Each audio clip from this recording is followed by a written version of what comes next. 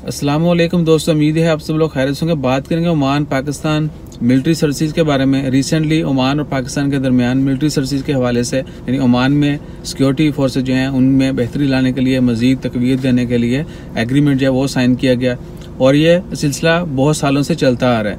बहुत सारे दोस्तों आपको पहले से पता होगा कि गल्फ में जितने भी मालिक हैं वहाँ के जो मिलिट्री सर्विसेज हैं, एक तो उनको ट्रेनिंग के लिए पाकिस्तान में भी वेलकम किया जाता है और बहुत सारे जो फौज के सरबराह हैं या सीनियर्स हैं या कह लें कि जो मिलिट्री ऑफिसर्स हैं, इवन के सिपाही जो होते हैं वो भी ट्रेनिंग के लिए पाकिस्तान जाते हैं और पाकिस्तान से जो लोग हैं वो भी इधर आते हैं, इधर फौज में अपनी खिदमत जो है वो सर अंजाम देते हैं और मिलिट्री सर्विस को बेहतर से बेहतर बनाने के लिए जो है वो कह लें कि जो भी टेक्निक्स होती हैं वो शेयर की जाती हैं।